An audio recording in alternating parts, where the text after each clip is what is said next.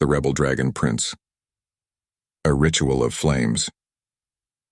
The sun dipped low beyond the mountains as the royal procession ascended the ceremonial hill. The four princes, each astride their formidable dragons, rode in solemn silence.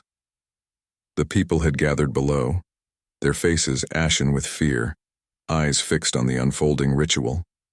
The wind whispered secrets untold, and the air carried the scent of incense and ash. Prince Kale, the youngest of the brothers, looked upon the gathered crowd, unease twisting in his chest.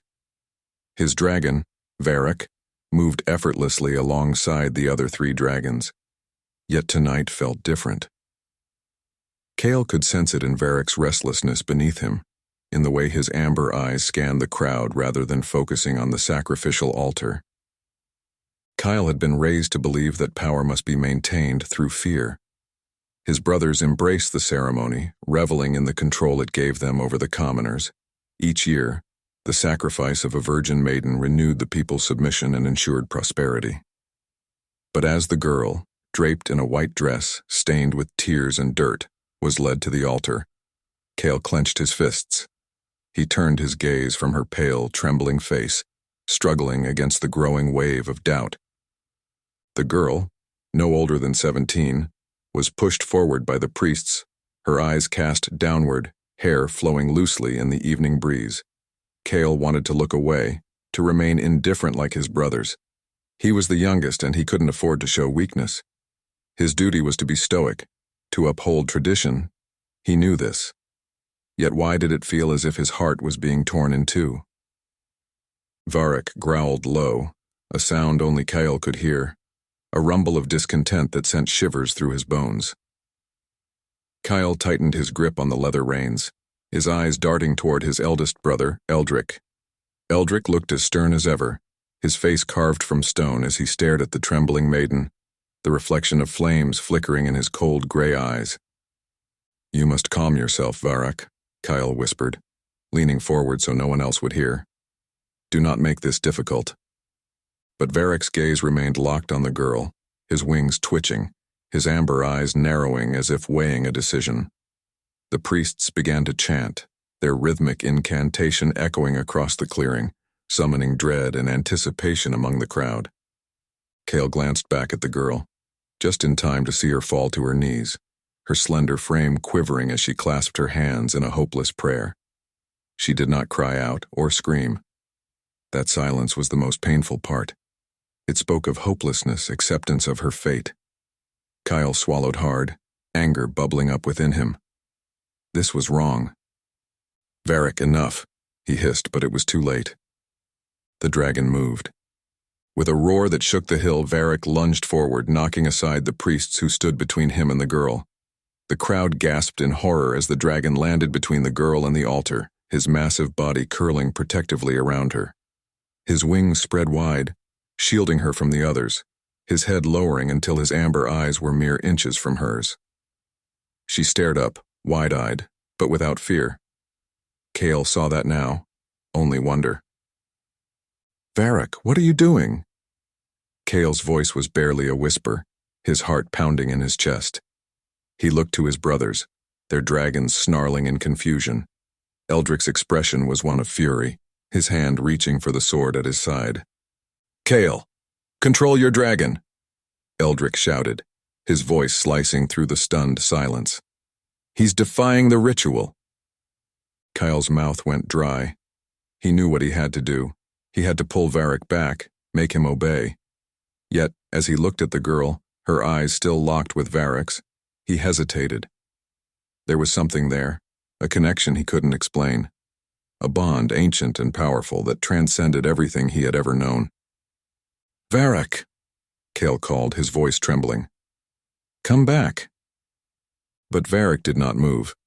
Instead, the dragon let out a soft rumble, his eyes never leaving the girl. Kale felt a pang in his chest, a strange sense of understanding. Varic did not want to hurt her. He wanted to protect her. And in that moment, Kale realized he did too. "Kale!" Eldric's voice was sharp, filled with warning. Kale turned to his brother, seeing the fury etched on his face, his dragon shifting, readying to strike. He knew what would come next. Eldrick would not tolerate this defiance. He would see the girl killed and Varic punished.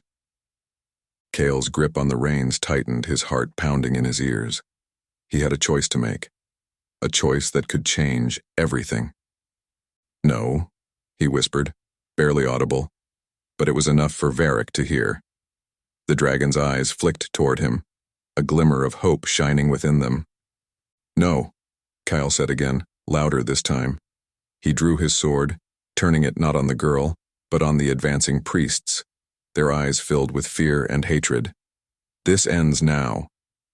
The crowd erupted in chaos as Kale stood before Varic and the girl, his sword raised in defiance. His brothers shouted, their dragons roaring, but Kale stood his ground. He knew this was madness. He knew there would be consequences. But as he looked at the girl, her eyes filled with something akin to hope, he knew he could not go back. He had made his choice. The bonds that bind. The chaos of that night lingered in Kale's mind as they fled the ceremonial grounds. The girl, whose name he learned was Lara, clung cautiously to Varic's back, her fingers gripping the rough scales. The wind whipped through Kyle's hair as they soared through the darkened sky, leaving the shouts of his brothers and the terrified cries of the villagers far behind. He knew Eldrick would come after him.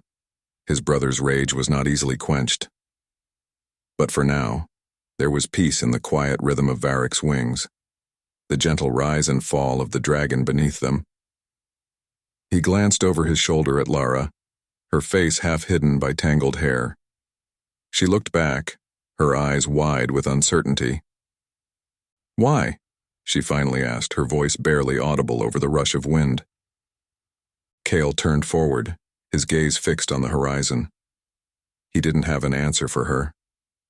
Not yet. All he knew was that the ceremony, the sacrifices, it felt wrong. It had always felt wrong, but he had never allowed himself to question it, not until Varic showed him another way. They flew until dawn broke over the horizon, the sky painted in soft shades of pink and gold. Kyle guided Varic toward a secluded valley, a place he knew well, hidden from prying eyes. It was a place he had often come when he needed solitude, away from the weight of his brother's expectations and the demands of the crown. Varic landed gracefully, his massive wings folding as he lowered himself to the ground. Lara slid from his back, her legs trembling as they touched solid earth. Kale dismounted, his eyes scanning their surroundings. The valley was quiet, the air filled with the scent of wildflowers and the distant sound of a babbling brook. Lara looked at him, her eyes filled with questions.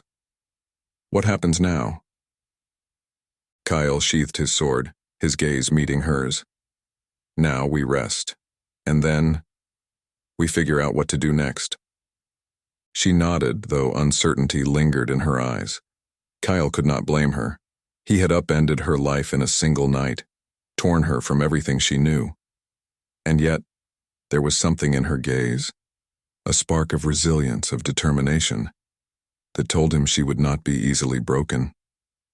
Varic let out a low rumble, his head lowering until his snout rested beside Lara.